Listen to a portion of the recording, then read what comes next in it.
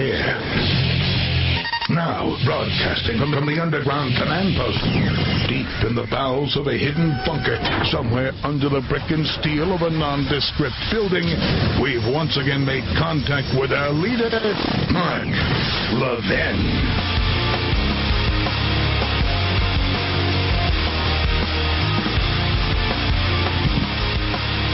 Hello, everybody. Mark Levin here. Our number, 877-381-3811, 877-381-3811. What should happen if, in fact,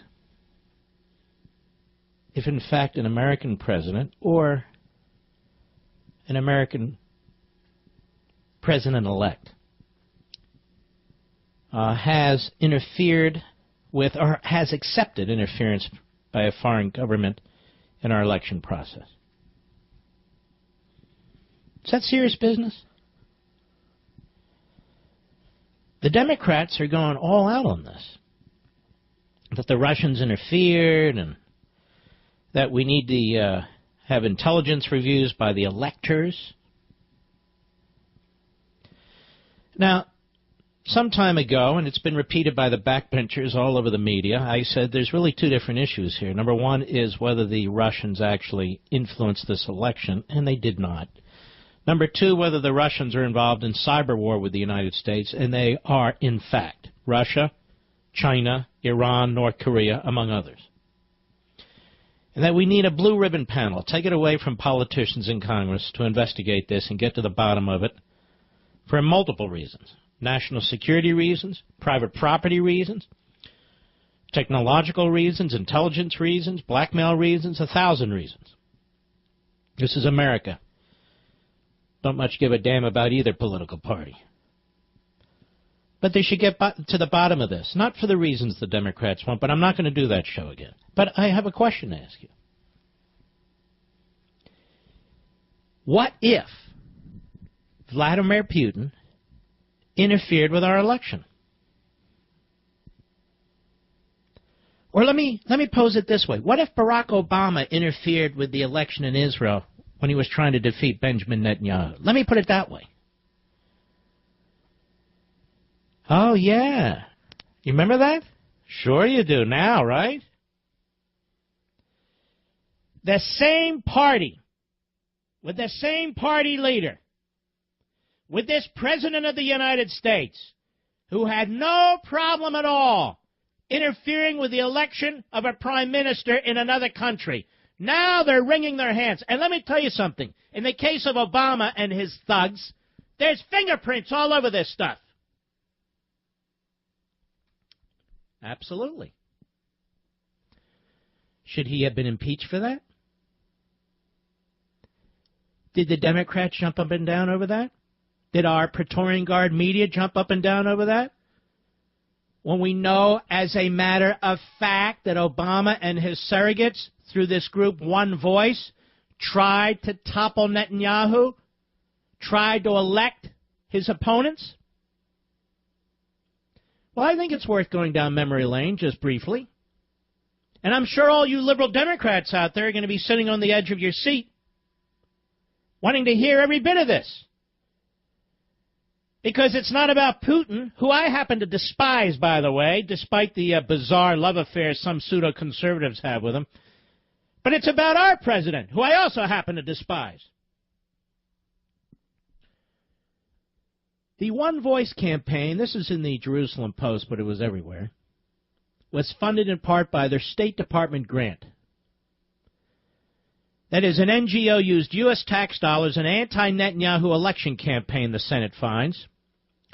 The Senate Subcommittee on Investigations published a report finding that One Voice, an international nonprofit organization once funded by the State Department, actively campaigned against Prime Minister Benjamin Netanyahu during Israel's 2015 parliamentary elections. Their campaign was funded in part by their State Department grant, the report found. One Voice entered the headlines in 2015 after absorbing V15, an Israeli group that actively campaigned against the Netanyahu government.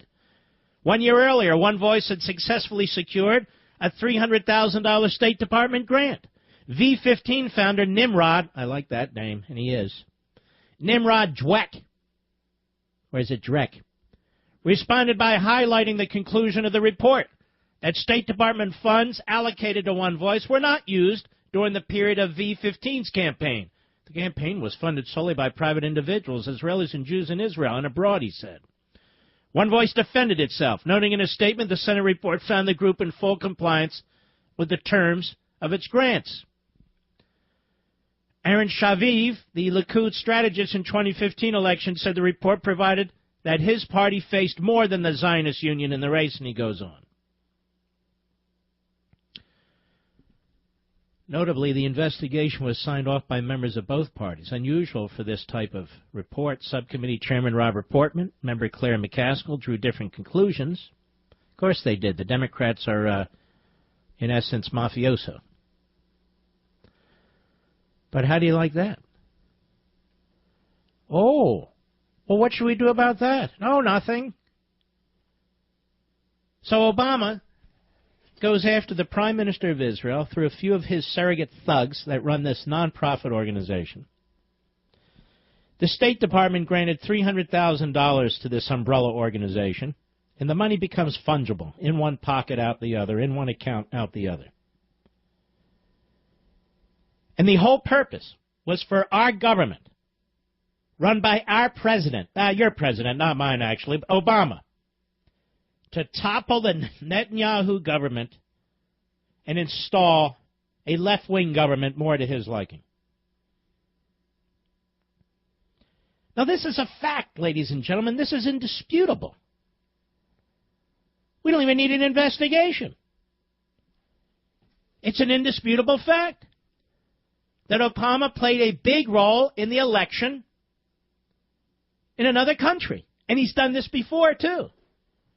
When he does his little stupid press conferences, well, they're not little, but they are stupid, where he goes on and on and on, suggesting I support this candidate, Merkel would be very good, you know, I'm against Brexit. He does this all the time.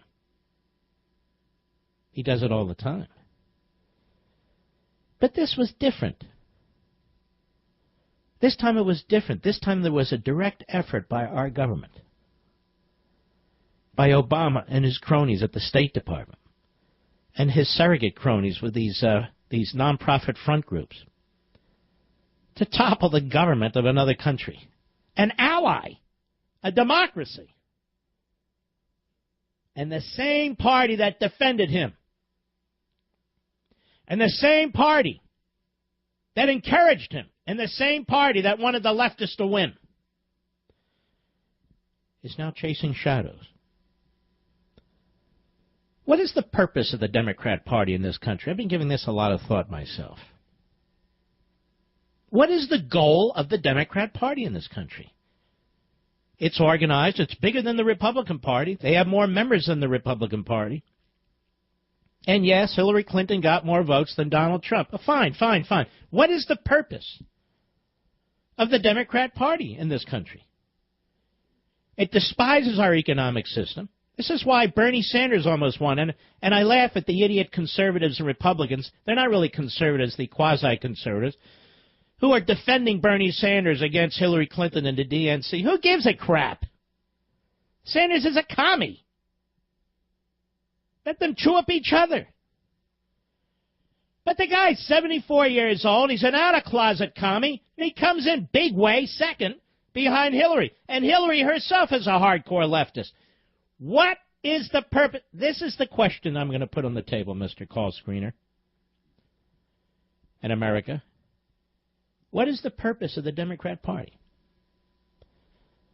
They oppose the military. They oppose law enforcement. They oppose our constitutional system. They oppose capitalism. They oppose the sovereignty of a nation state and a border. What is the purpose of the Democrat Party? Where do they want to take this country? Where do they want to take us? How much further do they want to take us down this road? Apparently a lot further. So the question on the table, The biggest political party in America, which I would argue these days led by anti-Americans. That's right, I said it. Where do they want to take us? I'll be right back. Mark Levin.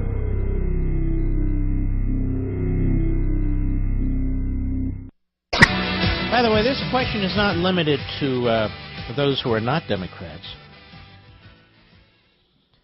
What is the purpose of the Democrat Party? As I listen to its spokesmen and spokeswomen, as I observe their positions on so many issues, it doesn't sound like they want to preserve and defend the United States and its principles. It doesn't sound like they want to uphold faithfully the Constitution of the United States. It doesn't sound like they actually believe in citizenship with their open borders policies. It doesn't sound like they believe in the American culture as they support balkanization and non-assimilation. It doesn't sound like they want the United States to have a strong military as they constantly eviscerate the military. It doesn't sound like they believe in law and order and peace in the streets and safety in the streets as they're constantly attacking the cops. It doesn't sound like they believe in private property rights, given their class warfare and constant demands for massive taxes and regulations. So what is this crap? What is this party? The majority party in the United States, which is, by the way, why I say time and again, I think there's 30 or 35% of us who get this idea of liberty, and fewer of us who do. And again, as I say, all this great swirling debate, because the Democrats and the liberals drive the media agenda. Even the new media agenda, they drive it. They just drive it.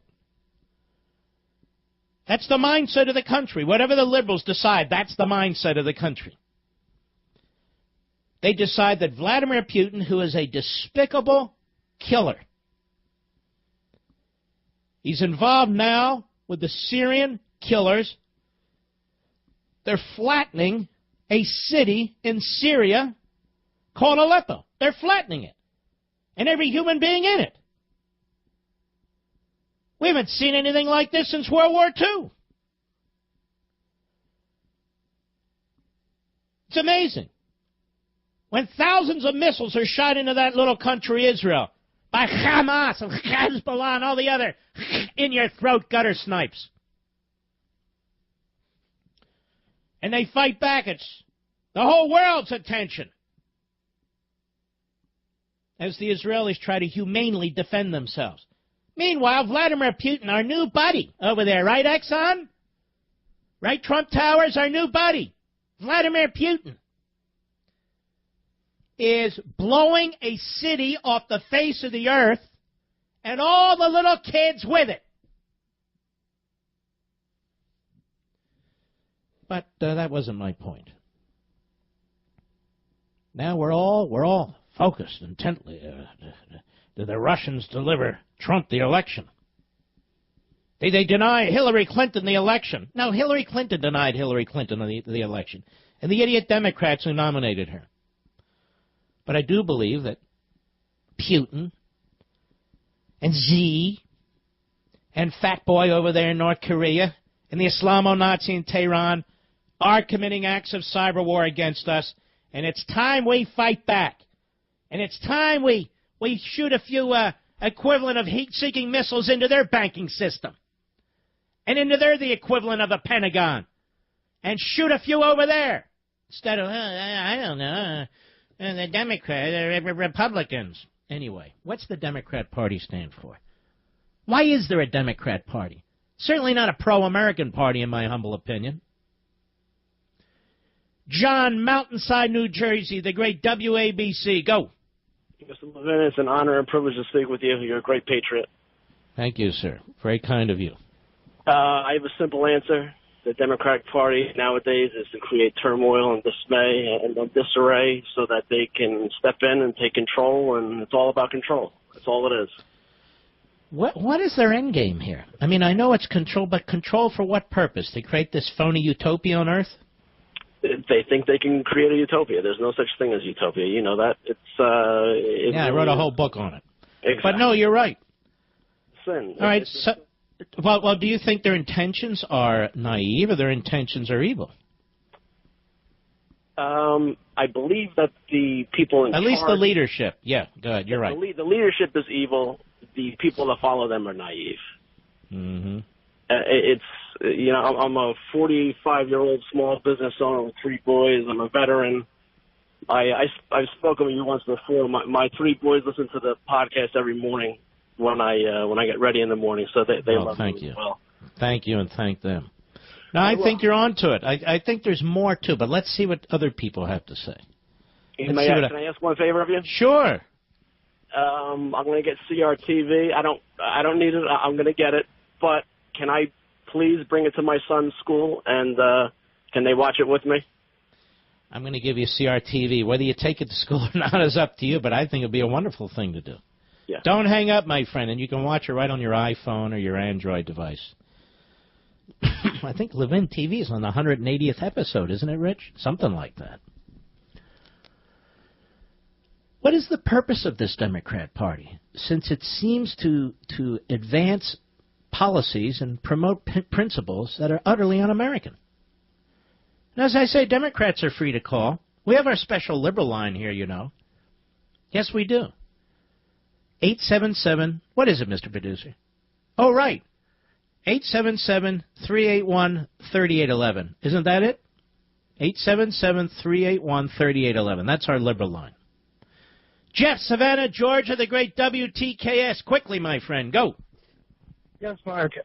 George Washington, in his farewell speech, warned against the government going into two-party politics, and I think what he was warning against was we know little d democracy is a good thing, but we established this great republic where we elect people to vote for us. And I think he was warning against going to straight democracy, because the whole premise of the Democrat Party... Jeff, don't hang up. I'm going to carry over. I like where you're headed. Don't hang up. It's a very, very important point. And we're going to underscore it. Question on the table for this hour, and I don't put questions on the table all the time, but I'm really curious to know what you think. What the hell is this Democrat Party really trying to do to the country? We'll be right back. By the way, some idiot writing at Salon, which is a nest of idiots, left-wing kooks and babblers and knuckleheads and the like. I am partly responsible for the alt-right. Did you know this, Mr. Producer? Now, the websites that attack me as the Jew, pretty fascinating, isn't it? So now, ladies and gentlemen, if you actually stick with the Constitution, you stick with the history of the country, you're objecting to these nation-killing deficits each year and the overall debt, you want to build up the United States military, you want to secure the border, you're fed up with the Republican establishment, now... I am in part responsible for the alt-right, which I've been condemning now for months. It shows you how sick these people are. Absolutely drunk on their own stupidity. Now, back to the point. What is the purpose? What is the objective of the Democrat Party? And I felt Jeff was doing a pretty good job there. Go ahead, Jeff. Yes, Mark.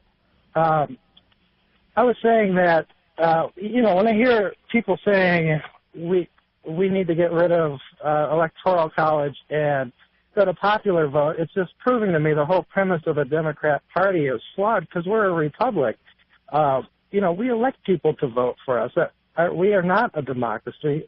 Our founding fathers knew straight democracy didn't work, but little d democracy was good, and they came up with this ingenious system, which is, our form of government. And the whole thing I don't get is why there is a Democrat Party. My point was George Washington warned against the government going to two-party politics or two-party government in his farewell speech, and I think what he was saying is we know little d democracy is good, and we want little d democracy, but we a better way to do it. All right, Jeff, I appreciate your call. I'm not sure about that last part, but I want to thank you for triggering some of my thoughts here. I'm all triggered up here. I don't know. I was just triggered. Anyway, I want to address this briefly. This democracy stuff. If we were a democracy, ladies and gentlemen, we wouldn't be following John Locke and Montesquieu, and we wouldn't be following the framers of the Constitution or even the founders, because he was exactly correct. But why? Why shouldn't we be a little democracy? Why aren't we just all populists? And whatever the people want, the people get. Why aren't we just all populists? Get rid of the Electoral College. Right? If you're a populist, I assume you want to get rid of the Electoral College, because the Electoral College is not about populism. It's about republicanism. It's about federalism. So why shouldn't we support these things? You know, 100 years or more ago, they did support these things. That's how we got rid of the Senate. This Senate we have now is a bastardization of what the framers intended. Should the direct election of senators try and take that away, right? Which we should, if we believe in a republic, but that, again, that's for another day. So the whole idea of propositions, voting on propositions, 100 or so years ago. In fact, I want you to Google, when you have time, the Progressive Party, or the Bull Moose Party that Theodore Roosevelt ran under, and look at his agenda, in part.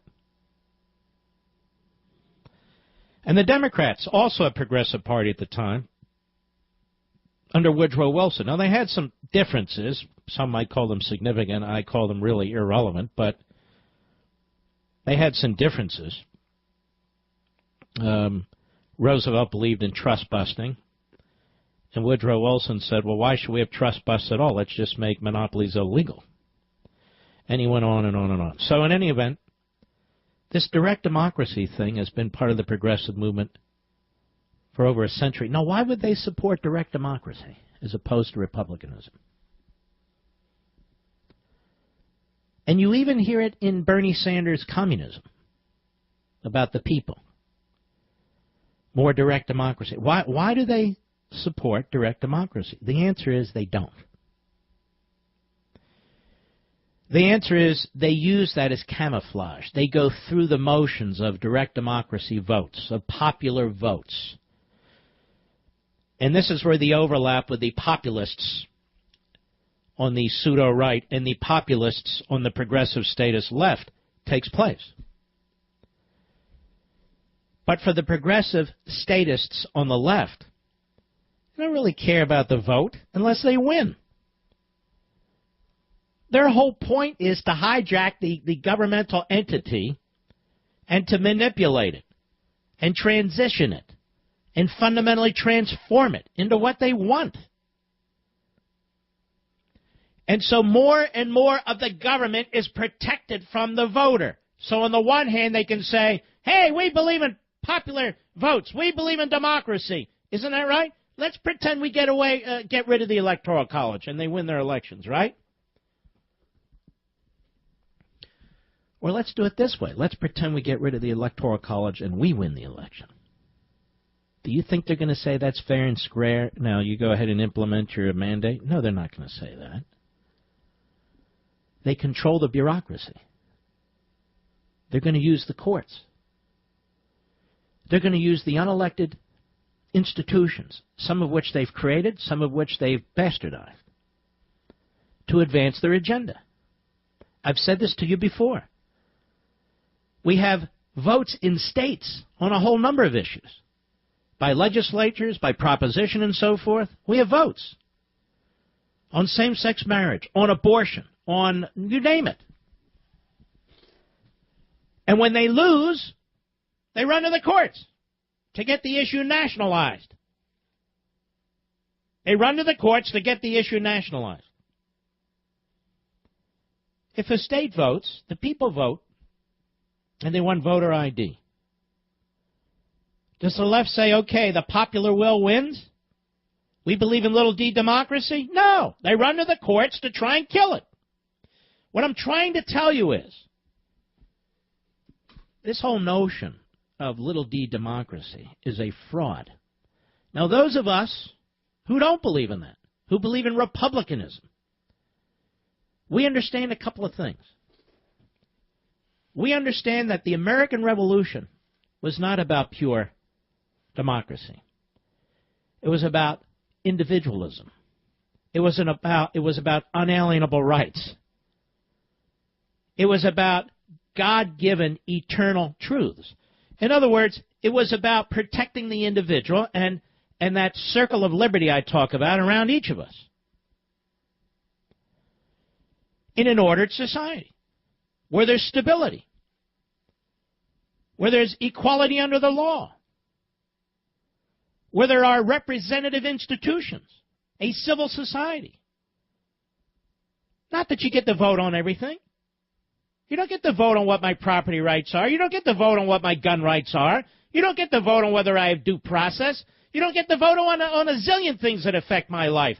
That's the difference. That's the point.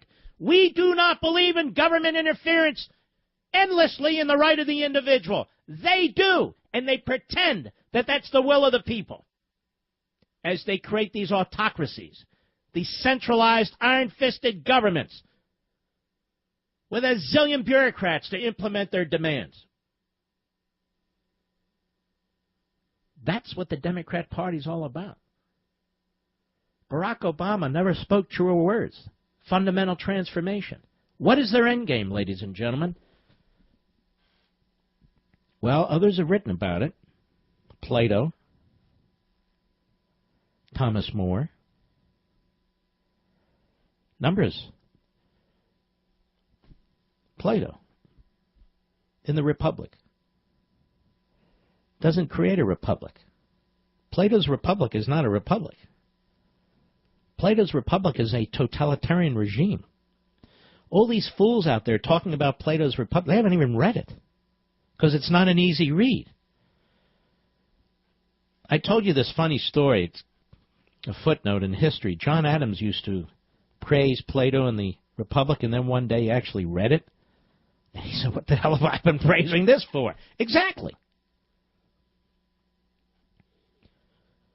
Thomas More, his book Utopia. Now, I understand there's a debate. Most people think it was a fiction. Some of us don't think it was a fiction. But even if it was a fiction, even more the case. He creates what is, in essence, he didn't know it at the time, a communist society, a communal society. Pure democracy, of course. Pure democracy. That's why when somebody calls you a conservative, a purist, it shows you what an ignoramus they are.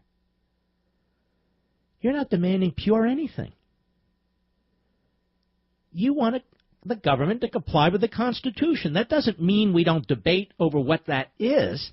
It means there are certain parameters, certain boundaries that the government shouldn't cross. And we can debate what should happen within those boundaries. We can debate what states should do, localities should do, what the court should do. But there are certain basic rules that the Constitution sets out that we should follow. You must be a purist. Anybody who calls you a purist is an ignoramus. Because you're not a purist. You're a constitutionalist. Mr. Producer, am I boring the whole damn world here? Or should I talk about, well, this guy was appointed, this guy here, the guy one over there, I go over there. By the way, speaking of that, did you read Ivanka Trump is going to have her own office in the West Wing? Did you hear that, Mr. Producer? What is this? A left-wing Democrat, 35 years old, is going to have her own office in the...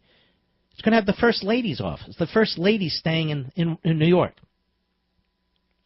So Ivanka is going to be in charge of climate change. Because she knows as much about climate change as Barack Obama. And she's going to be doing it from the West Wing. Oh, well, that's very cool. Really, I really think that's wonderful. And then I read that Eric had a role in interviewing or the role in the State Department nominee. What the hell is that? And Don Jr. in Interior Department because he's a hunter? Well then, I should have a role in who the agriculture secretary is going to be. You want to know why, Mr. Producer? Because I'm lactose intolerant, for crying out loud. Mark Levin.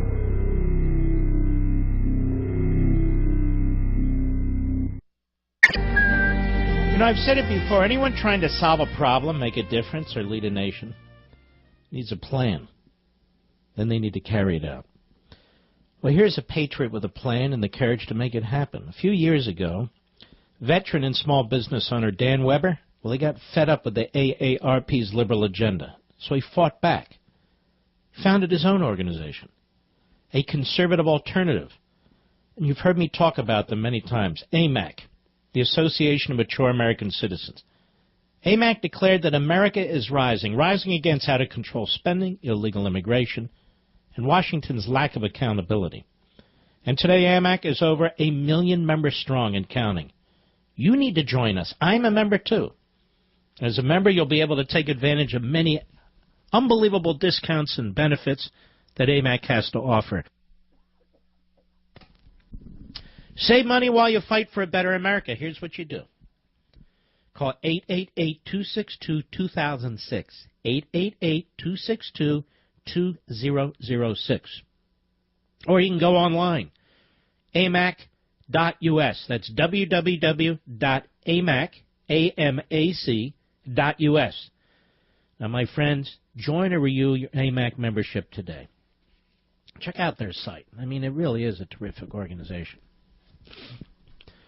Let's take a few more calls here. Ooh. Let me see. Let us go to Frank on Long Island, the great WABC. How are you, Frank? Hello, Mark. Yes, sir. Go right ahead. May I first say, God bless you, Mark. Merry Christmas and a Happy New Year and a Happy Hanukkah. You are a great American, and it is an honor and privilege for me to speak with you tonight. Well, you're very kind, and same to you, my friend. Well, thank you so much, Mark. First of all, I on one of your earlier calls, you asked a caller if he thought that if these Democrats are evil. Well, there's one thing I have to say about that. Since socialism, statism, communism, whatever you want to call it, leads to pain for everyone, yes, I do believe it is evil. So if socialism is evil and statism is evil, then those people that believe in it are too. I think those people who are in a position to advance it are unquestionably evil. Absolutely. Yes, and I think that's a very important thing that I guess maybe the citizenry needs to know. And you know, in my view, Democrats want to destroy this country. They want to destroy. They don't believe in liberty or freedom or capitalism.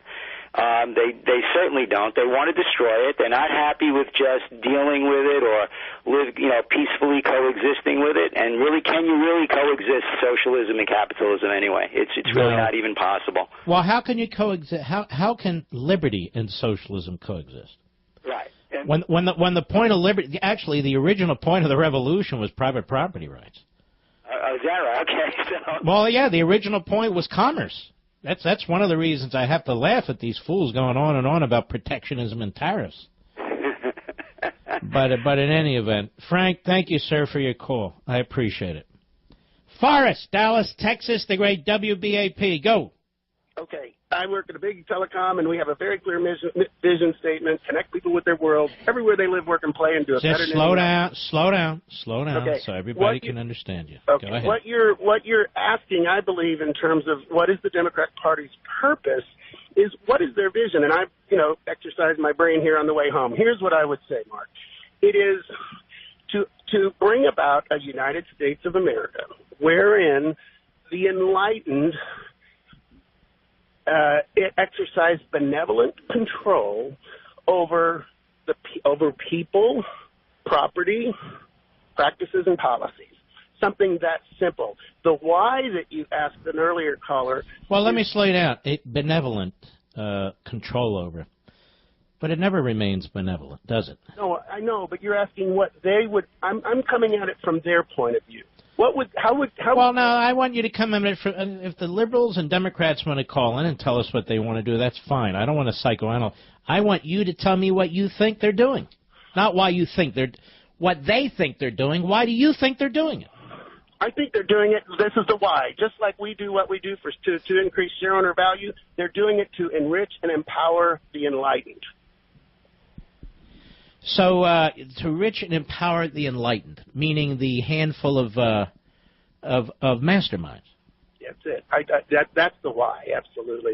I do believe that it's all about. So it's a form of totalitarianism. Yes. It's a totalitarian mindset. Absolutely, without a doubt. I mean. Yeah, I agree with you. I agree with you.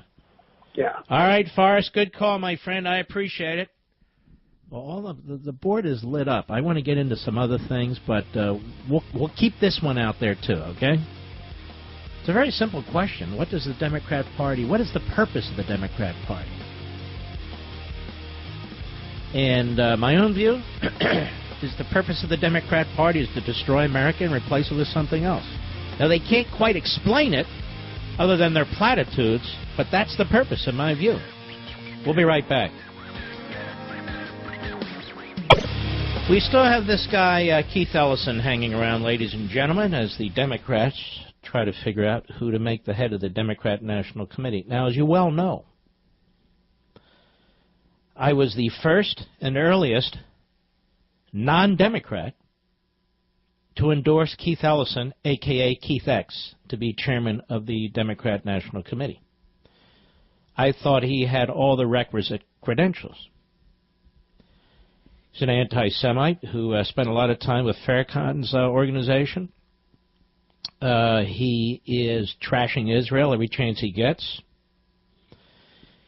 He has connections to a Muslim Brotherhood front group. He has connections to CARE. He's backed by Bernie Sanders, a fake Jew, may I say, is a Jew. He's backed by the other idiot. What is his name? Can't remember his name. Chuck Schumer. So many of them. That is idiots. Who is a complete fraud and self-hater. Liberalism first, right, Chuck? Not even liberalism. Totalitarianism. You know, it would be nice if Chuck Schumer would smile every now and then, but then again, that constipated look is the Chuck Schumer look. And they all back Keith Ellison, as does the ultra-leftist and 412th Cherokee Indian, I believe, Elizabeth Warren. Self-proclaimed, I might add. Now, I don't normally do this because nobody watches the morning schmo other than apparently Donald Trump watches the show, but really nobody else does. Because you got the morning schmo and Mika Brzezinski, the Ed McMahon of the team there. Do you remember, Mr. Producer, when they left their radio show and they said they were leaving for a short respite to reconfigure, rework their show, and they would be coming back on radio? You remember that? What are they doing, shortwave radio or something? I don't know. So here's Keith Ellison on the Morning Schmo, MSLSD, hat tip, real clear politics, cut one, go. What are your responses to the CNN reporting and other people that bring up this past? I think that it is bad reporting because I have a 10-year record in Congress. I have a 4-year record in the Minnesota State House. I practiced law for 16 years and did a lot. I mean, and I just think that, you know, it's just that kind of reporting that, you know, just that sort of is not quality and doesn't help people understand. Well, I want Mr. Producer, I want you to reach out again to Mr. Ellison, Keith X, and tell him he's right. You know, we can't trust all these news reports about his background, his associations, things he said, the video that exists. So we want to invite Keith X on the program, on the Mark Levin Show. And I want to go through, point by point, his associations, things that he has said, play a video with the audio, and he can tell us if that's really him or if somebody's dressed up to look like him. Maybe we can inquire further just to give him a chance. What are his true associations with the Muslim Brotherhood front group? His true associations with the group CARE and their ties to Hamas?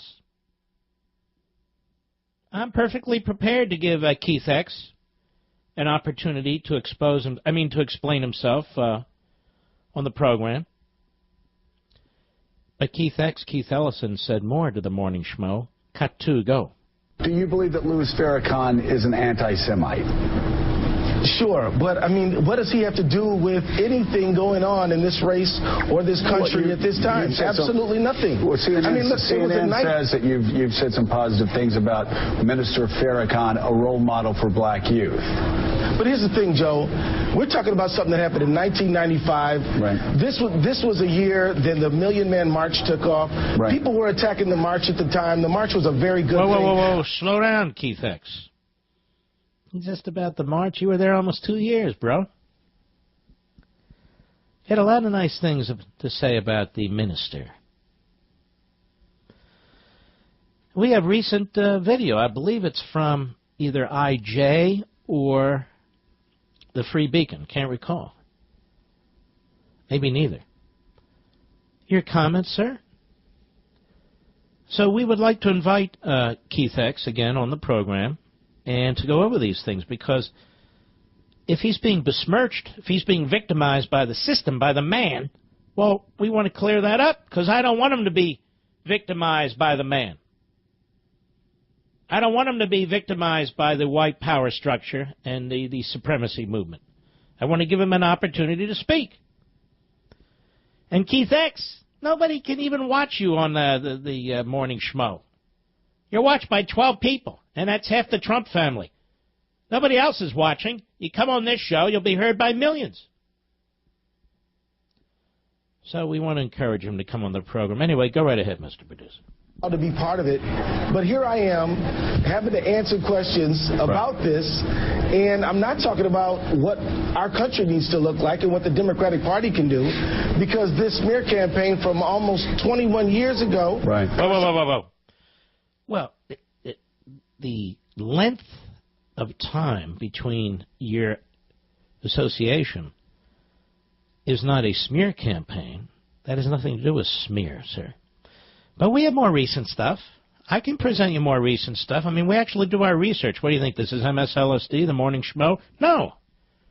We got plenty of stuff. Please, come on the program. Go ahead.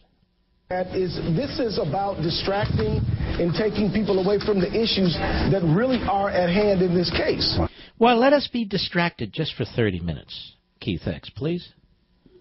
Just let us be distracted for 30 minutes. That's all we ask. Then we can focus on the real needs of the American people. That is, destroying the Constitution, opening the borders even more. Yeah, we can focus on that. Trashing police officers. Let's see, what else is on the agenda? Oh, yes. Destroying what's left of our private health care system. I mean, we can go on and on and on. We got a whole agenda here. We understand. I'll even let you speak to it. Keith X, I'll speak to your agenda. But first we want to talk about you. To give you a fair chance. I do believe. Give you equal time here. I am the fairness doctrine. I'm serious. We're going to reach out again to Keith X. Last time they politely blew us off. Let me say this, Keith X. I hope your refusal to come on this program isn't as a result of my faith. See, ladies and gentlemen, you got to use liberalism against liberals.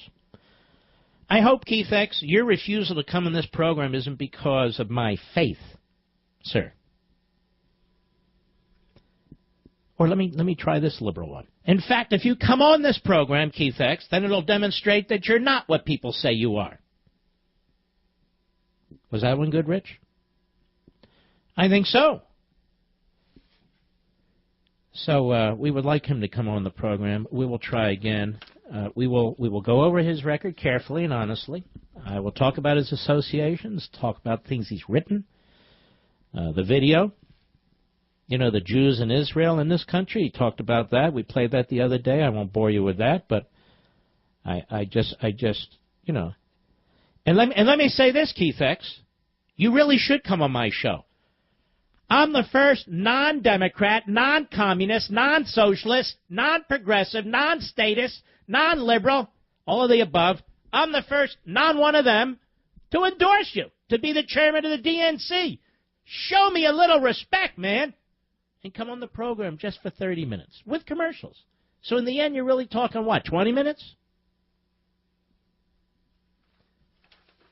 We want to endorse you. I mean, come on the air and I'll endorse you in person. I think he and I have, what do you call it? Some kind of Zen thing going on. I think this could work. I really do. Two men with absolutely nothing in common, talking to each other. I think we can show America the way. He's Muslim, I'm Jewish. I'm pro-American, he's anti-American. I believe in liberty. He doesn't. I believe in national sovereignty. He doesn't. I believe in the state of Israel. He doesn't. I never worked for Farrakhan. He did. I wouldn't be caught dead with this Muslim Brotherhood front group or CARE. He loves them. See that? Now, notice I'm reaching out to him and he's not reaching out to me. There's another one. Did you notice that? He knows who we are. We've contacted his office before. Here I am trying to reach out to my fellow man, and what does he do? Slaps me. I'll be right back. Mark Levin.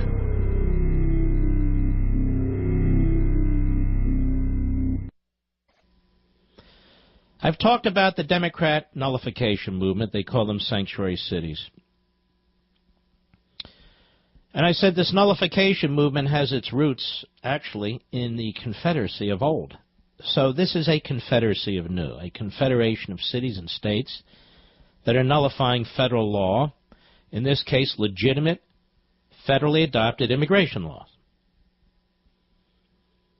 Legitimate, federally adopted immigration laws that do not violate our Constitution, including the 14th Amendment. So we have this confederacy of nullification, or the confederacy of nullifying cities and states, I would call it.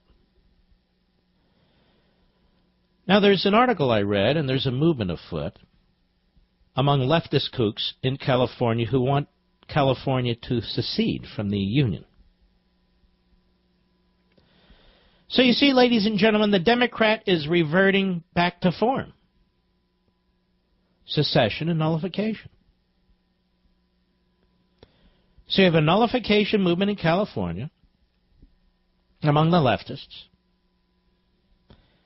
and you have a secession movement among the leftists in California, as well as a nullification movement, but you have a nullification movement in all these cities and some states. So the Democrat Party is reverting to form. It trashes the Constitution. It trashes the Republican nature of the Constitution, small r republic. It demands nullification. Now we have the largest state in the Union, the leftists, demanding secession. And apparently you and I are the purest right-wing nuts. But all we say is follow the Constitution. Well, you must be crazy. You must be a purist. What the hell's wrong with you? You got to be out of your mind. Well, all right, here we go. Darren, Grand Junction, Colorado, the great KNZZ. Go! Yes, Darren. Are you there, Darren?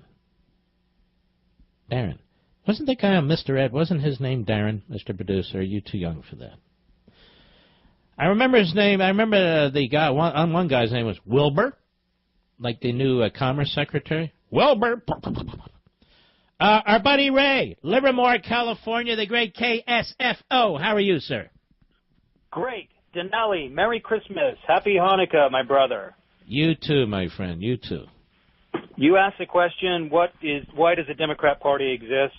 And I would have to say, under the leadership of B. Hussein, social justice and addressing income inequality, in addition to everything everyone before me has said, add those two things, which really means wealth redistribution and making somebody else pay for my stuff, is basically what he's about. And I think Obamacare is the greatest example of that.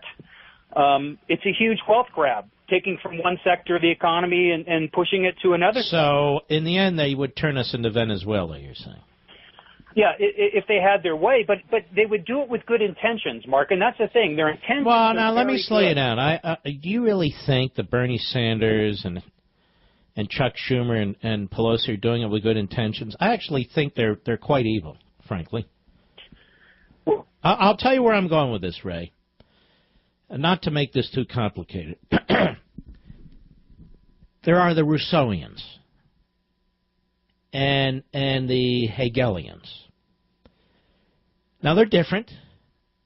But Rousseau was this guy that basically, and he was always depressed and all the rest. He had a breakdown. But in any event, this was a guy who believed in destroying the society that is. Destroying it. The churches, the civil society, whatever it is, and democracy, little d democracy, the point the other gentleman was making, little d democracy. This is crucial.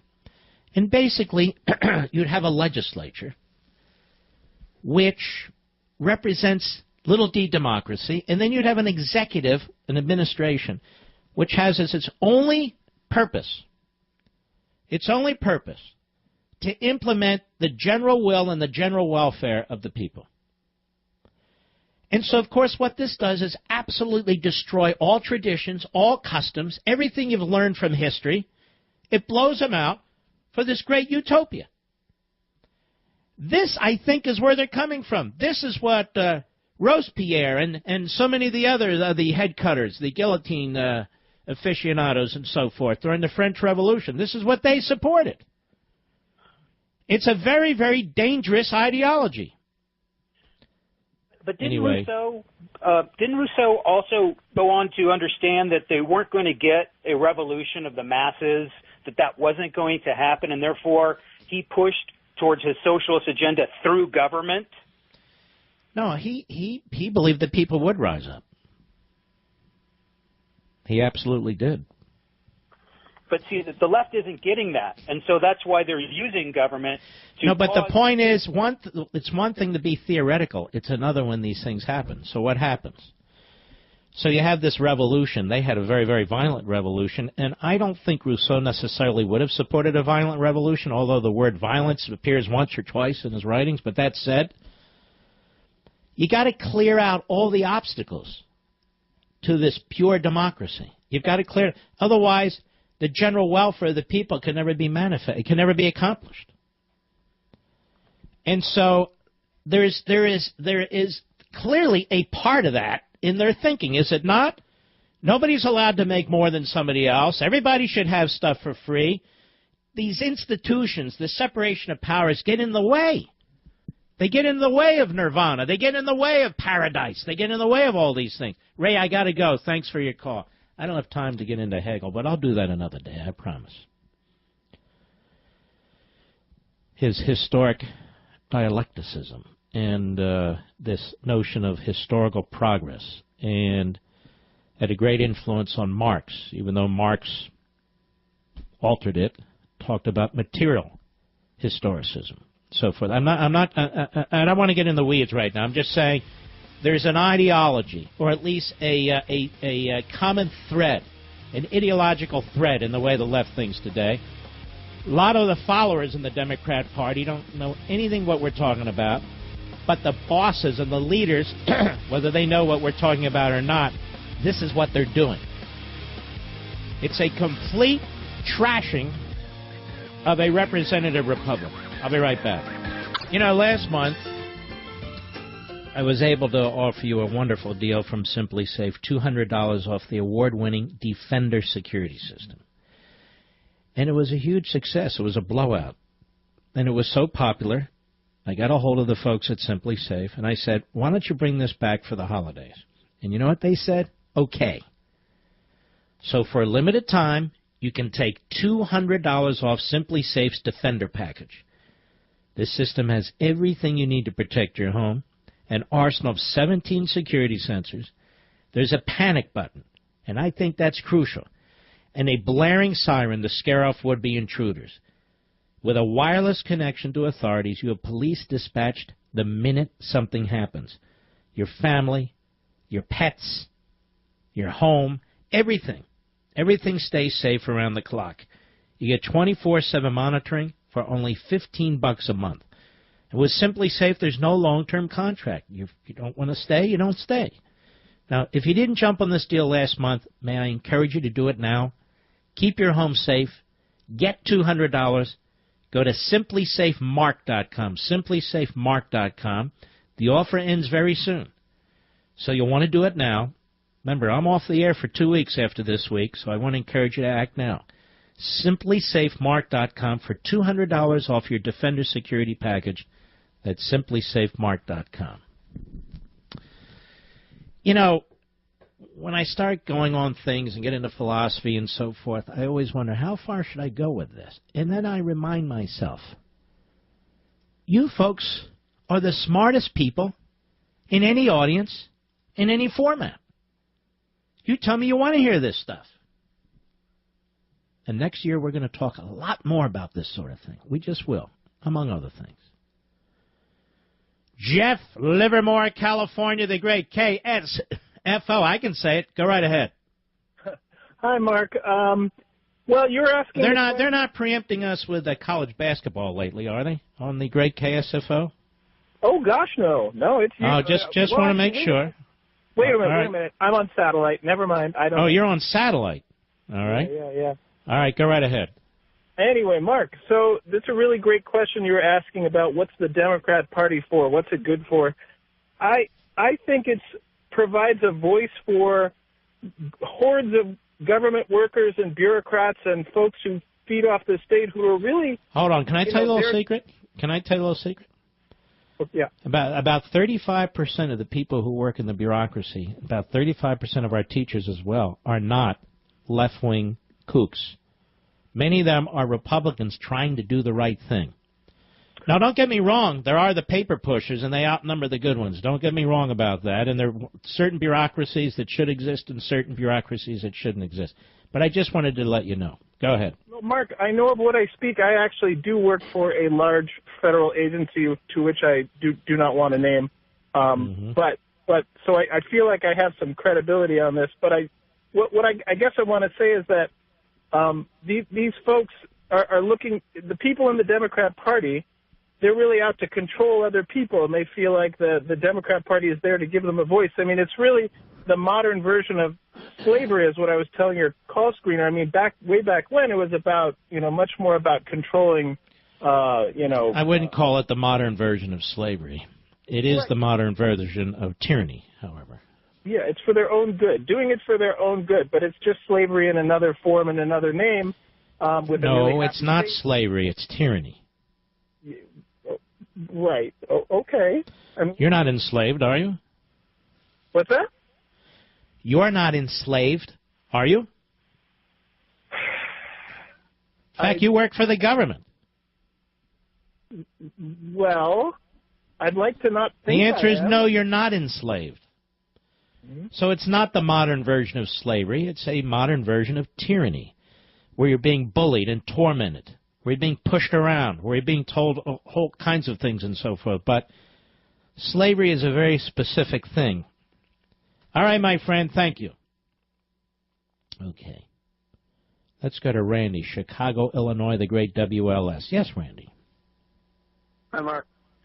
I think that the purpose of the Democrat Party is consistent with what Obama mentioned in his first inaugural address about transforming America, and by doing that, he had to lessen our position on the world stage. He did that by lowering our standard of living, lessening our influence on the world by reducing our military, and also damaging. But let me just stop you right there. This is what I find so mind-boggling. You're born in this country, and yet you set out as president. You become president to weaken your own country.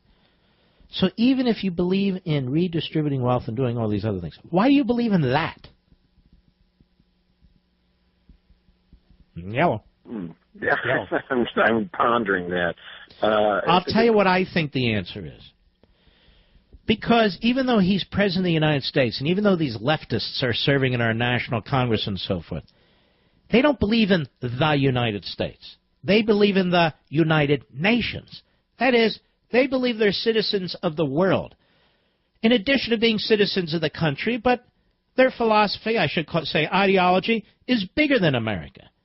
It's a human ideology. Just like Marx said, it's not enough for nation states to advance the cause of, in their case, communism. Communism knows no boundaries. It's a humanitarian thing.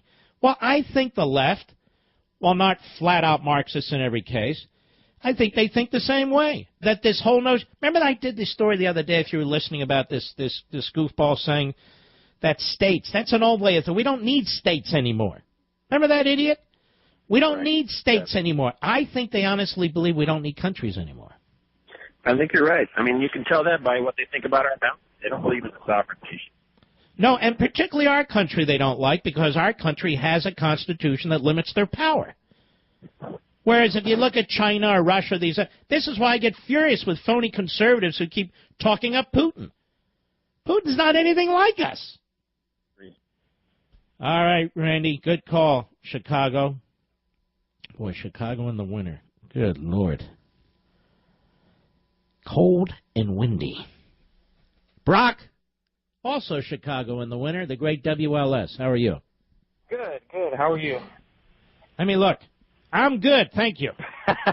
Great. Thanks for being such a strong voice for the conservatives. Hey, I got a quick thing I wanted to kind of say on the question you asked about the Democrats and their goals. You know, I think the one thing to point out is that everybody who's tried the things that they are doing now, whether it's, you know, some sort of a tyrannical dictatorship or anything along those lines, has failed.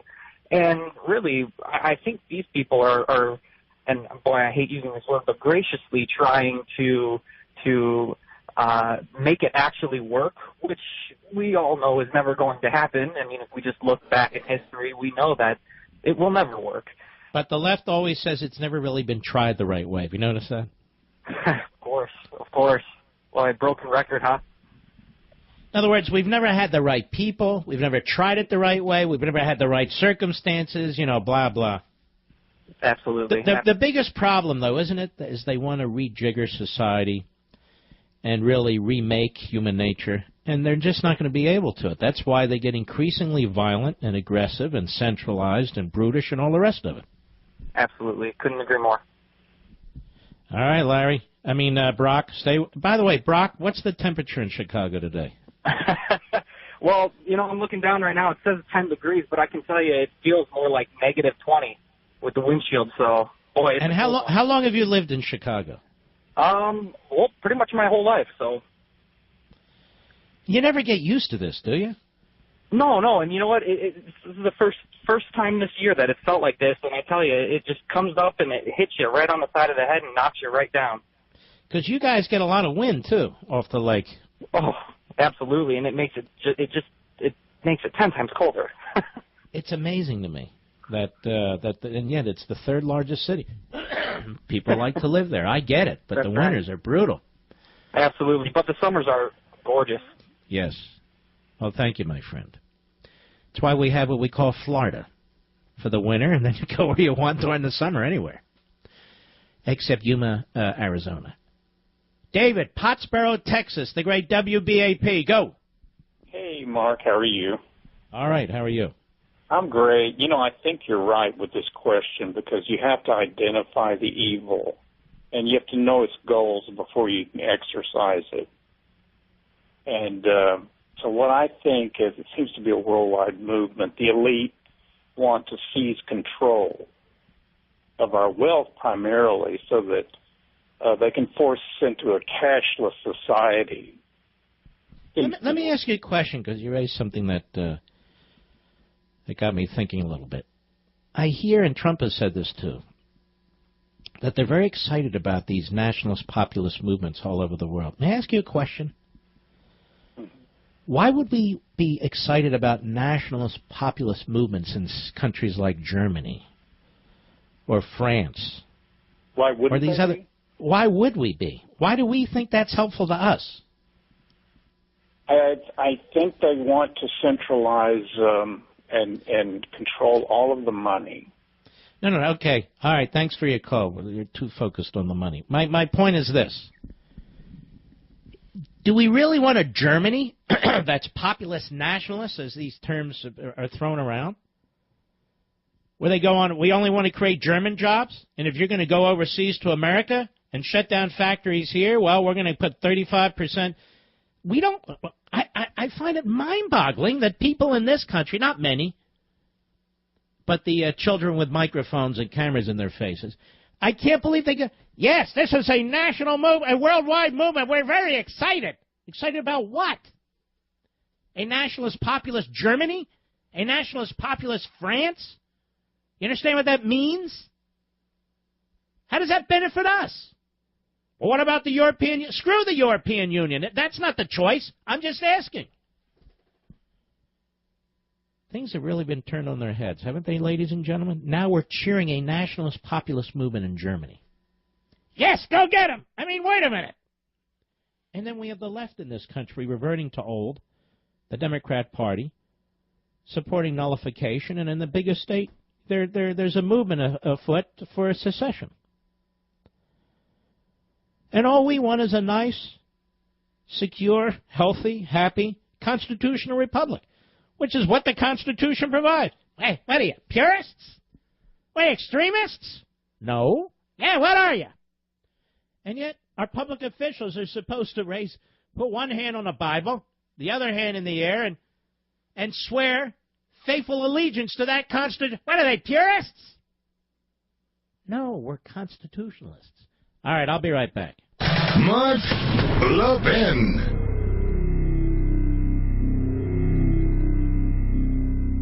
Is most of the time a disgusting rag on the internet. Fourth Estate, covering politics in a post-truth America. Incredible. A post-truth America. Yeah, because the media have been so great. The WikiLeaks leaks, if they've demonstrated anything, they've demonstrated what a bunch of prostitutes so many of the journalists are.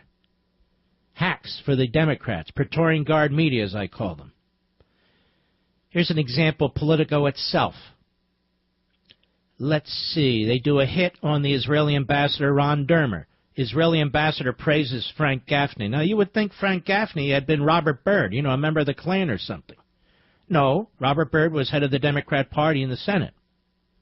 Oh, you would have thought that maybe Frank Gaffney drove a staffer off a bridge and left her for dead.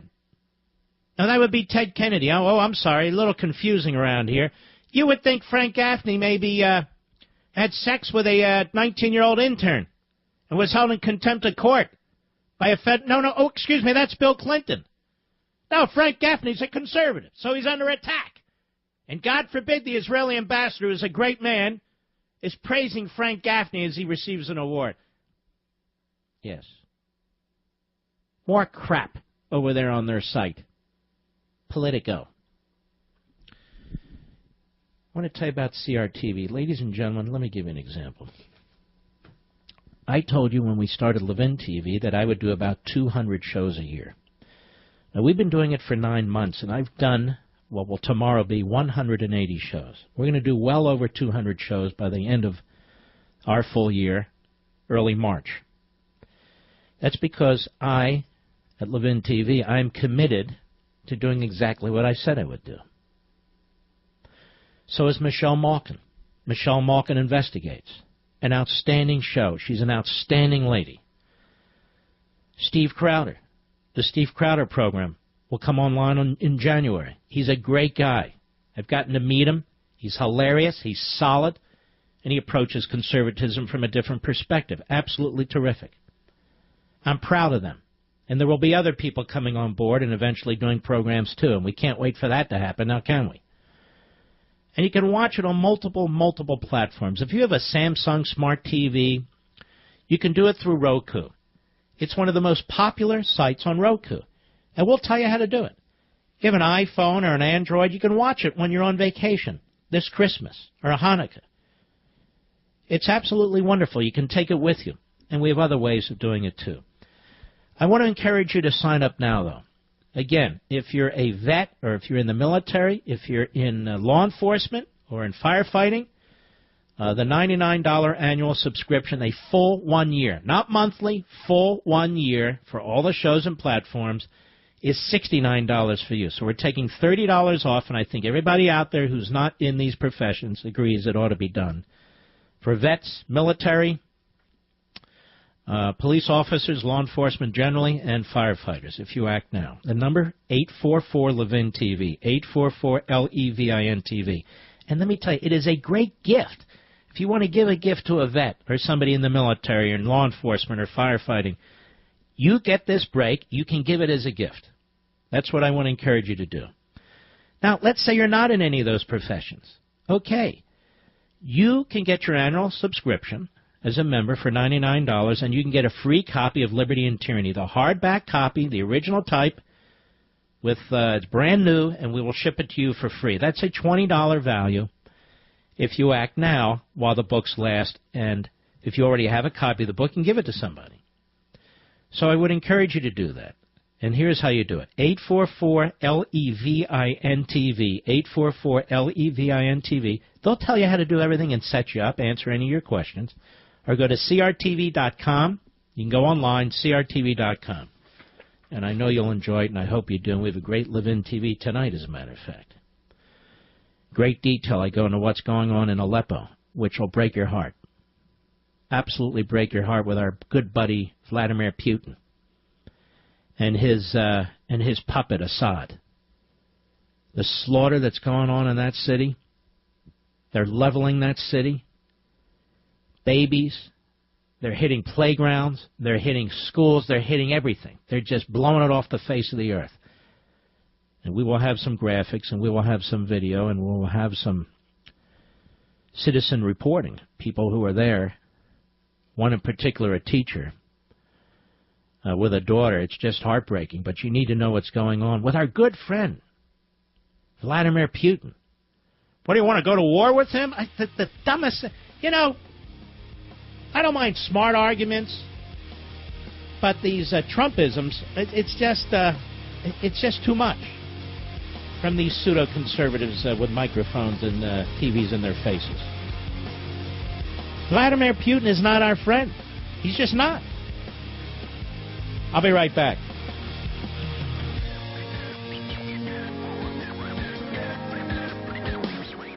Hello, everybody. Mark Levin here. Our number, 877-381-3811, 877-381-3811. May I ask you a question? Why is virtually everybody on Fox defending Rex Tillerson? He led the way for ExxonMobil to help fund Planned Parenthood.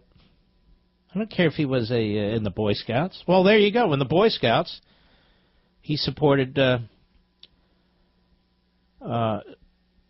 he opposed the Boy Scouts' effort to maintain its policy with respect to gay scouts. Gay scout leaders. That's their position. What else did he do? He has embraced man-made global warming and at one point embraced carbon emissions taxes. So even if you put all this Russian stuff aside, which is hard to do, why in the hell would they support him? I'll give you some of the reasons. I call this a Trumpism, rhyming with orgaz. You got it? It's a Trumpism. It really doesn't matter. He could propose Bozo the Clown, and they'll tell you Bozo the Clown has performed in Moscow. He's well known. He's an outsider. He's an independent businessman. It's the sort of person we need. Bozo the Clown. Different. And I just don't get it. I don't get it. I mean, I get some of it.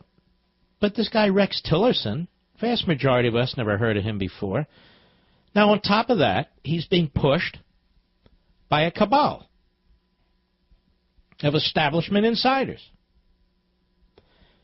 Condoleezza Rice and Robert Gates run a lobbying firm. They call it a consulting firm. It's so gauche to say lobbying. Oh, we don't lobby. We consult. Oh! And that way we can actually charge more. Anyway, they have been pushing him and introduced him to Trump. It's amazing they have access to Trump. But I guess if Kanye West does, then who doesn't? Now, here's the thing. In their little lobbying consulting firm, ExxonMobil, that is Mr. Tillerson's operation, was and is a client, a paying client. Then you have James Baker. James Baker despises Israel. Does a lot of business, his law firm, with the Arab countries, because it's a law firm heavily into energy law and litigation. And so James Baker also backs Tillerson. And James Baker's law firm also represents a big company in Russia. So he's for Tillerson. So what happened to the establishment, the anti-establishment, the outsider, insider? Hey! He knows a lot of people, He does a lot of business all over the world. Wow. Now, that's the second point. The third point. Weren't we supposed to hate international corporations and globalists? Well, what happened to that? What, are you a globalist? No, I support commerce. Oh, you must be a globalist. No, I'm a capitalist. I'm a globalist. You a free trader? Yeah. Ah, globalist. There he is, right over there.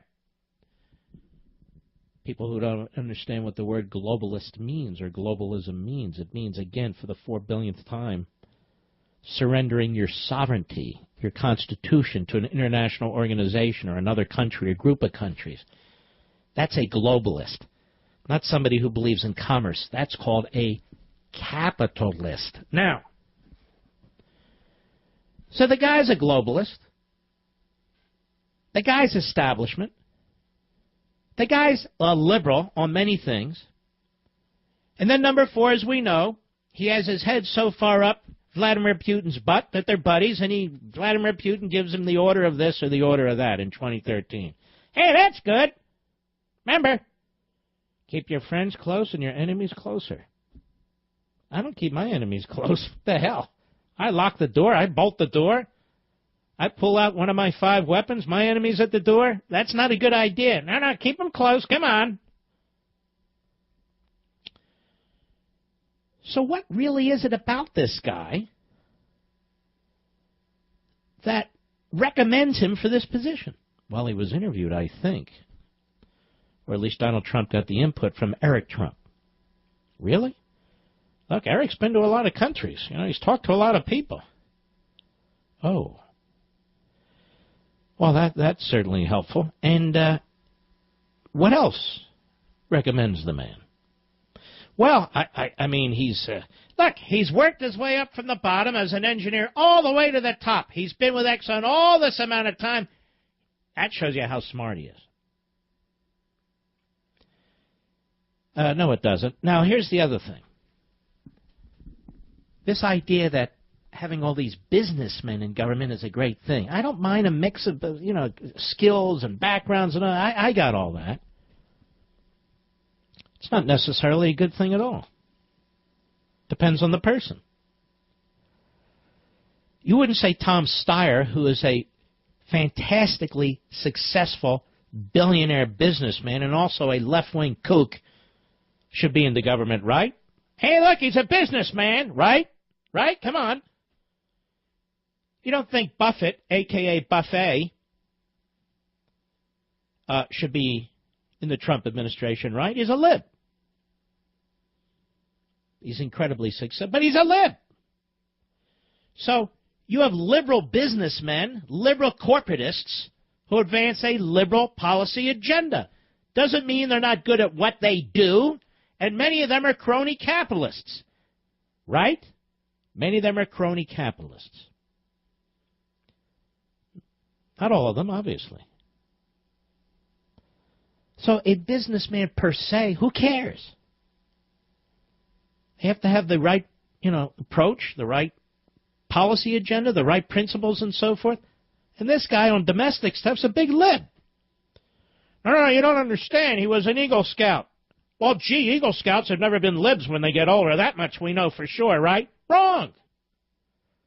Man's got a long record, a long career well beyond the point when he was an Eagle Scout. This is the line that's going on all over the place. And I like Eagle Scouts. It has nothing to do with that. But you really can't be a conservative, can you, and support this guy? Because other than the platitudes, other than the fortune cookie platitudes, what's the big deal here? I think in some sense Trump likes the chairman of the board and CEO of the biggest corporation on the face of the earth reporting to him. Or Eric was very, very impressed with him, and maybe that had a big impact. I told you earlier there's a report Ivanka Trump will have her own office in the West Wing. It's the office apparently usually a first lady has. But she's going to need her office, and then you're going to have Jared, the son-in-law, both of whom are liberal Democrats, by the way. I don't mean to offend. These are what we call facts. I'm not having Trumpisms. I'll leave that to other people. Both of whom are liberal Democrats. And, of course, Ivanka is going to be pushing the climate agenda, as I told you 2 weeks ago, last week, this week. Apparently some of the backbenchers have caught on, and that's okay. They ought to. And that's a problem. And you'll watch this play out. It's a problem. Now, in the meantime, they're going to, this is a bit of schizophrenia. They're going to go after the guy who's been nominated for the EPA. You want to know what they're going to base that on, the Democrats? I've already said. He's a climate denier. Now, who the hell is a climate denier? Do we have climate? Yes. Well, he's a climate denier. He's a climate change denier. Well, who even denies that the climate changes from time to time? That's not the issue. The issue is man changing the climate? The answer is no. Now, it's an open question, says Trump. No, it's not. It's an open, now shut question. Like you said during the primaries. And Al Gore had a very impressive meeting. He was very, very thrilled about it. And if this is going to be Ivanka Trump's cause celeb, we're going to have a problem with this, aren't we? No, we're not. Why? Outsider market. Anti-establishment. Yes, I know. And then, of course, 2-3 years down the road, when some of these things are being done, the Rockettes in this business. So you hear right now. You know exactly what they're going to say when you turn them on. Same with TV. They're going to say this to you, which they always do. 2 years ago when I said, watch out for this climate change thing, none of them are saying it that I'm aware of. None of them. Boehner was a great guy. That's what they used to say. McConnell's a great guy. Because they get caught up in the celebration, in the excitement of the Republicans taking over the House, or the Republicans taking over the Senate, or the Republicans now winning the presidency. And so all sensibilities, all ability to reason is thrown out the door. So, hey, whatever he says is good. Hey, I like Boehner. And then afterwards, well, what the hell's Boehner doing?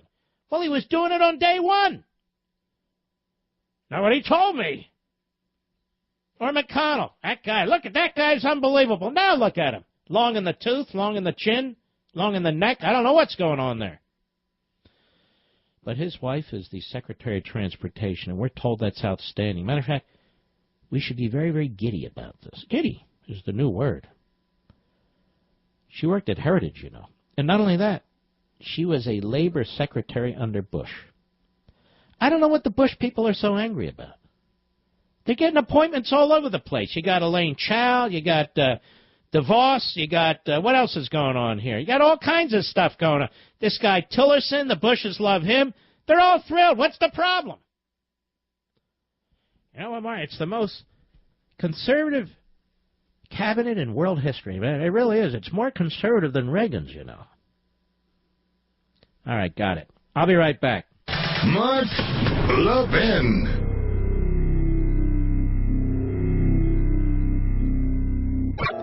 Mike, Seattle, Washington, on the Mark Levin app. How are you, sir? Hello, great one. before I get to my point, I'd like to thank you for your show you did with Deborah Burlingame on 9/11. I'm a retired captain from a major U.S. airline. I was flying that day in the cockpit, and I'm glad that you remembered. Oh, my goodness, and she is absolutely remarkable woman, isn't she? Oh, just wonderful. It was a wonderful shows, and I just appreciate you taking the time out to do those for us. No, it's my honor. Thank you, sir. As far as the Democrats are concerned, I think that their dream is total socialism, but they have to be practical. I think the starting point is 51% socialism and 49% capitalism to redistribute the wealth, because they need us, the producers, to finance them through control of the tax policy, banks, courts, property. But, Mike, let me ask you a question. They know this doesn't work. And if it's taken to its true extreme, they know that it is a violent collapse of a society. Now, we don't even need to theorize about this. It happens all over the world. It's happening in Venezuela. And then these are followed by police states in many respects, hard police states in some cases, softer police states. Europe is filled with the police state tactics on what you can and cannot do. I mean, and yet they still promote this. I agree. It's just like the old adage that, you'll sooner or later run out of other people's money, and that, if you don't learn from history, you're doomed to repeat it. But I just think they can do it the right way this time, or a better way, and they can continually adjust it to make it right, They have a mindset that they think that, yes, they know better than everybody else. That's the flaw. That's the flaw right there. Anyway, I just appreciate everything that you do, Mark. Been a big fan. Got everything that you put out, and I attended the Michelle Malkin event here in Seattle on Monday. She's a wonderful lady. I'm really enthused about CRTV, and congratulations on all your success. And just keep doing what you're doing. You're fantastic. And wow. Hey, Mike, I'm going to tell you something. Yes, sir. Many of the people in your field or your former field are fairly conservative, because what do? You look down the roster of the passengers in the plane? Is that what the captain does? No. Somebody does, because they often come back and say hello to me. Well, we as a labor group, even though we're a white-collar labor group, the vast majority of us are conservative. And do you know every talk radio host is part of a labor union too? They must drive them nuts. Conservative talk radio. Well, anyway, yes. I know. I do believe in capitalism. I do believe in private property rights and all the things that you've talked about many times on your show. But you can rest assured that the majority of the folks in the cockpit are conservative, and there's been times over the years when we had to negotiate the contracts and things like that. The Democrats, the liberals in the cockpit would say, well, you should vote your job. You should vote your job, to vote Democrat because of the union philosophy. And my take is that the politicians don't care about 60,000 airline pilots. They care about their bulk of their constituents. If we're going to negotiate with the company, we have to negotiate in our best interest, because really no one else really cares about our point of view. So we have to, the way I vote is I vote, staunchly conservative, because, things are bigger than me, the American way. Now, Mike, organizing, quote-unquote workers, labor groups, goes back in this country a long way. I'm not talking about national unions of the sort that popped up after the Civil War and so forth. But before that period, there were guilds, there were associations, there were actually unions in the 1820s and 1830s. Did you know that? Yes, sir. Yes, sir, I did. But well, then you should be doing this show, and I should be listening to you. No. But all I can say is that, like I said, the bulk of us are conservative, and that, even though we like to have a good job and a good contract and good benefits and things like that, we're not forcing the general public to pay for. It's obviously just the people who buy tickets. And but right, you're not out to change America. You're out just to deal with your workplace. All right, I got to run, Mike. God bless you, my friend. You take care. Well, great call from Mike. Look, I got a lot of union members who are friends of mine who listen to this program and so forth and so on. I don't paint with a broad brush. I just don't. On the other hand, I don't believe economic policy should be set based on 80,000 votes out of 3 states either. I believe in a market system. Ladies and gentlemen, I'll be right back.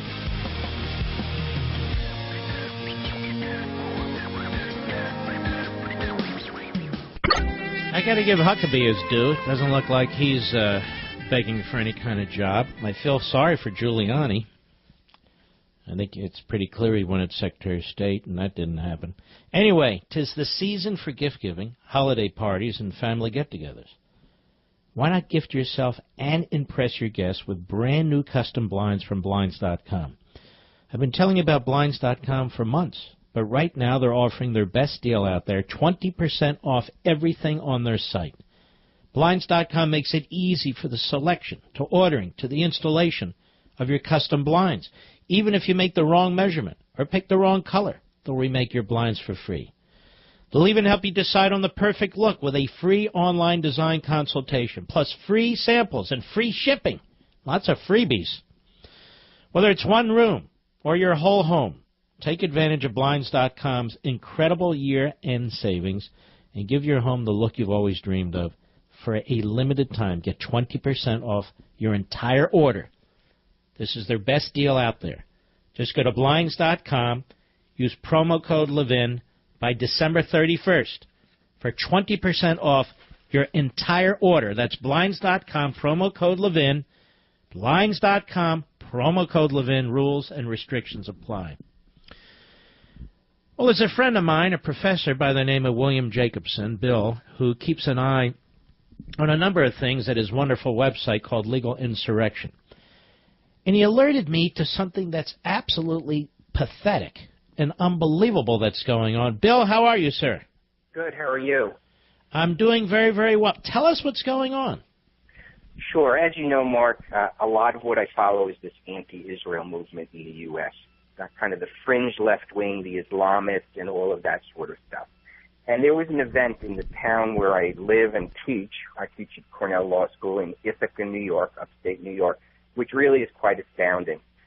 A teacher allowed anti-Israel activists to come into a third-grade classroom and present what amounted to a propaganda event against Israel. They brought in an activist from Code Pink. You know about Code Pink. They brought in an activist who lives in the West Bank, who's best known for using children to create these viral videos where he sends them out and they approach Israeli soldiers and try to create a confrontation for the cameras. And they brought them into this classroom to teach essentially anti-Israel activism. It was so bad that they not only presented this crazy program, they also called upon the children to become activists against Israel and to become, quote-unquote, a freedom fighter for Palestine. And that was completely outrageous. I found out about it because I cover these things and I investigate these things, and I exposed it. This was about a year ago based on what I could find out. The school district, to its credit, condemned the event, but they wouldn't give me all the documents. I filed a Freedom of Information Law request to get the video of the event, to get the documents and everything. They fought me in court for almost a year over this, but I finally got But the school district fought you? Yes, the school district did not want to give me. They gave me some documents, but you know how it goes. They give you the stuff that's not really important and good, right. and they redacted things so heavily, you'd think I had requested CIA memos. These were emails in about a third-grade event, heavily redacted, and I had to go to court, and I ultimately won. It took almost a year, but I ultimately won. And I finally got the video. Now, it's not a complete video, it's a partial video. And it absolutely floored me. As bad as I had expected this to be, it was worse. And I also learned, because the court ordered them to turn over to me a memo they wouldn't give me, that the school principal had tried to cover this up, and she was reprimanded for it. That when this was originally exposed by me, she issued a statement, this is the school principal in an elementary school, saying there was no anti-Israel rhetoric, this was just about peace and love and so on and so forth. And of course it wasn't. The children were absolutely shaken. I posted on my website the video and the screenshot of how they're reacting to this with this anti-Israel venom, and that one of the kids had parents complained he was having nightmares. And the whole point of this, and you've been kind enough to have me on before to talk about these anti-Israel people, it's not just about Israel. This is taking place in a public third-grade class. There were other teachers there. There were staff there. Nobody said a word about it, and they tried to cover it up. And this is really a microcosm of what's happening to our educational system. We are allowing these activists, not just into college. Everybody knows about college. It gets tons of press, but into high schools and elementary schools. And you rarely get video of it because most people can't just walk into an elementary school and just start shooting video. And these how did this video come to be? Well, because the activists they brought in were quite proud of this event. They still are quite proud of it. They videotaped it and they sent it to the school. And the reason I only have partial is that one of the videos they sent got corrupted in the email. You know how a file can sometimes get corrupted. And I've hired somebody to try to undo that. But the one that wasn't corrupted, they're proud of it. They circulated this thing to the school at least. And that's how the school got the video. The school didn't ask them to videotape it. They just did it on their own. And to this day, they defend it. And so, you know, the whole point here is that you normally don't get proof of this. We all Where know the hell is the school board? I mean, somebody ought to pay a price for this stuff. Well, and nobody really has. The school superintendent came out and condemned the event, but the only thing that's happened to any of the people in the school is one person got a letter of reprimand in her file. Nobody else was disciplined about this. Apparently, everybody went along with it. It was an attempted cover-up. They fought me for a year in court, and now we have the video. And this is really a wake-up call for people, and again, not just with regard to Israel. The things that are going on at the youngest levels are absolutely astounding. And then you wonder why by the time they get to college, they have all this nonsense in their head, and they're making all these demands of political correctness, all the other things. It's because the school system has nurtured this for many years. Well, let me ask you this. The teacher, anything happened to the teacher? Nope. The teacher's still there? Teacher's still there. Nothing happened to the teacher. Okay, but here's the problem. How will they know if the teacher isn't saying other things to these kids year after year after year? There's not going to always be a video in there. That's right, and that's the whole point. And there's usually not a video. If these activists hadn't thought this was the greatest thing that ever happened in school and videotaped it, this would have gone down the memory hole. Nobody would have really known exactly what happened because they tried to present it when I wrote about it, because I knew if they're bringing in this guy from the West Bank with his history, if they're bringing in this Code Pink person, this is not an educational event. I knew exactly what it would be because I know who these people are.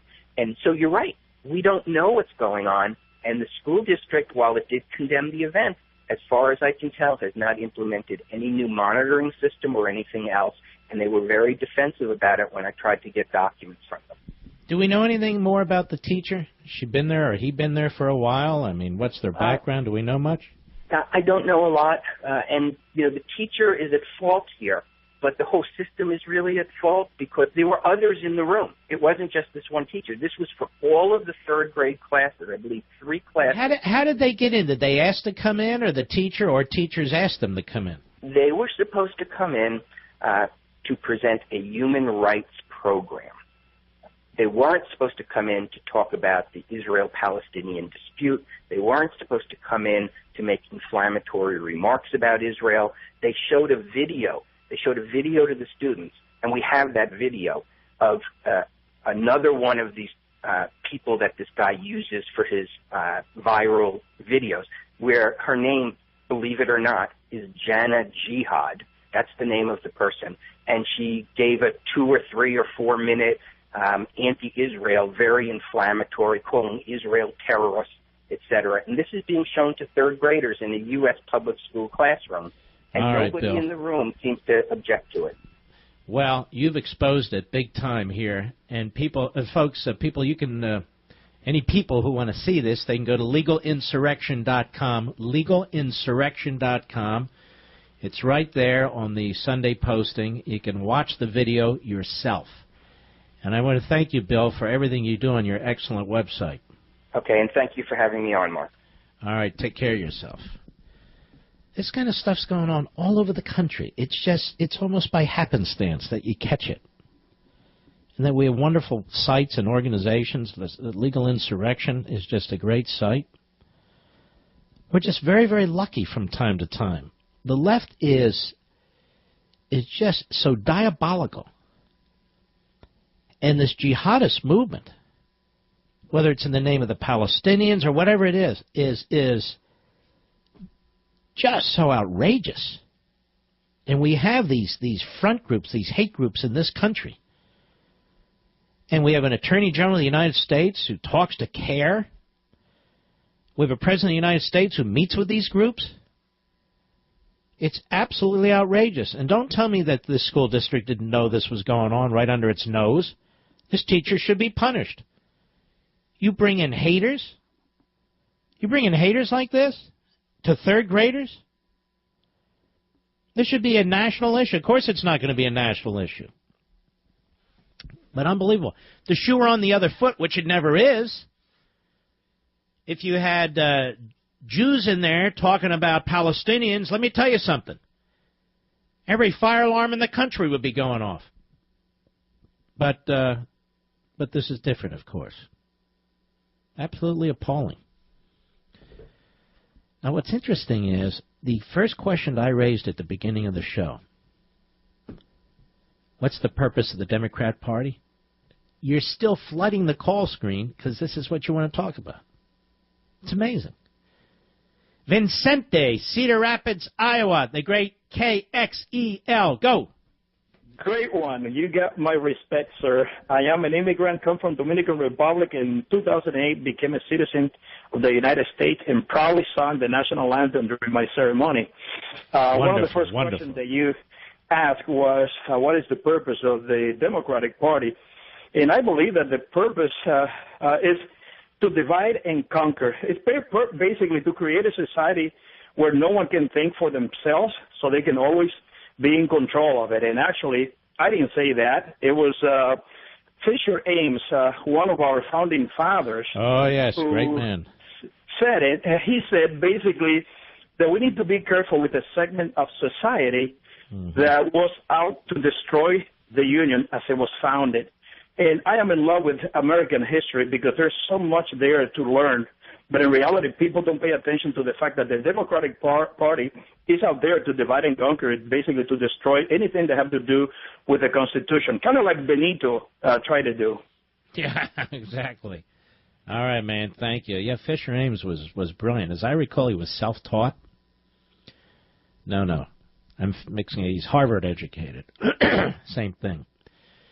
All right, let's take a call. Buck, Lovettsville, Virginia, beautiful area, the great WMAL. Go. Mr. Levin, I'm happy to be your neighbor here in Virginia. I've got a great point that I think could help out my fellow listeners. But before that, I just wanted to say thank you. Once in a while, I'm not able to catch your show on WMAL, and I catch up on podcasts. And in exchange for that, I like to try to service your sponsors as much as possible. I bought some blinds, and I'm actually I'm looking for a security system soon. So I appreciate the podcast. Simply Safe really is great. I've got it. I can tell you that you know what? now. I'm looking at them right now, and I think I'm going to go with them. But I'm doing it because I appreciate your podcast. I get to catch up on your shows. Thank you. I don't get to catch it on the radio. But my point that I think could help your listeners, and it's a little bit off topic. I apologize. But I'm surrounded by liberals and Democrats, and I'm often talking to them, and I come at them from a different perspective. I literally take the politics out of conservatism and talk to them on a realistic level about what this country is about and what they want from their country. And when I say that, what I'm really doing is I'm taking the social issues out of politics, because that's what gets us all in the muck. And I'm taking the names. You know, as soon as someone starts saying Trump or Hillary or whatever, I just... We're going to run out of time. Don't get mad at me. Go ahead. No, I won't. But I set that aside, and I use what you've taught us, and I listen to you, and I use the knowledge. I mean, for instance, the 17th Amendment, nobody knows what that has done to this country. And I bring that up, and people are flabbergasted, Democrats, and I get them thinking about conservatism and the Constitution. and I owe it to you. And well, first of all, it's you. It's not me. I'm very proud of you for pounding away and doing what you need to do out there. And Buck, I want to thank you for your call, my friend. I would listen longer, but we got to go. I'll be right back. Mark Levin.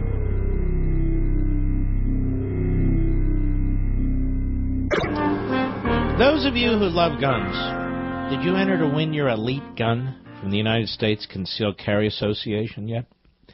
If not, I wouldn't wait any longer because it's all going to end very soon.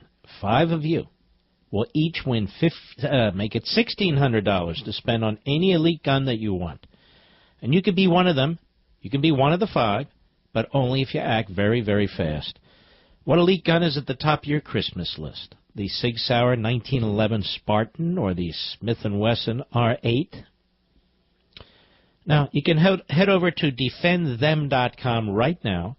You'll instantly lock in your 5 big chances to win. That's really all there is to do.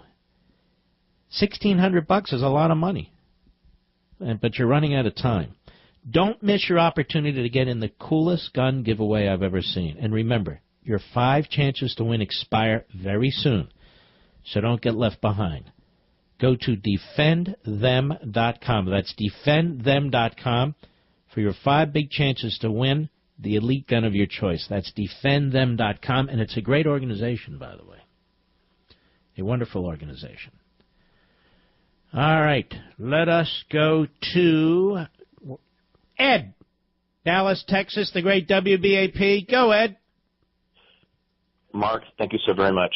Wednesday is my only day off because I work in the service industry that I get to hear you live. Thank God for your app because I can hear you when I get off work. By the way, the Mark Levin app is great, isn't it? It is phenomenal. It's free. You just download it right off our website. That's all you do. I know, and it's free, and I love it. And I have 4 of your books, and I share them with the people I work with. The people I work with, I have some young libs that have no idea what liberty is like. I've talked to them about the Constitution. They have zero comprehension of the Constitution. And when I talk to them about what is going on with the oppression of Christians and Jews, but the total disregard of the oppression that comes down from the Muslim faith, they go, well, what's that all about? And I lay it out to them, and they go, you're kidding. I go, no, I'm not kidding. And I said, we are the Christian faith and the Judean faith is all about liberty and freedom and love and tolerance, whereas the other is all about because these are faiths that have kept their roots, but they've gone through a Reformation process. They've kept their roots, they've kept their history, and I would argue Islam has not gone through that Reformation process. It has for individual Muslims, but as a whole, it doesn't appear to have when you look at these majority or overwhelmingly majority Muslim countries in many respects. Understood. But the thing that has made our country great and prosperous is because of the founding of our Constitution, and that's the thing that I point out to these servers that I work with, and these cooks, and these busboys, and these other people that I work with. You're a good man, my friend. I got to run. That music means it's time to dance. We had great callers today. I want to thank you all. Absolutely spectacular. Ladies and gentlemen, Levin TV in 2 minutes. We salute our armed forces, police officers, firefighters, and emergency personnel. And the radio tomorrow. Am I not a blessed man to have all of you out there? Yes, I am. And I'll see you tomorrow. Take care of yourself.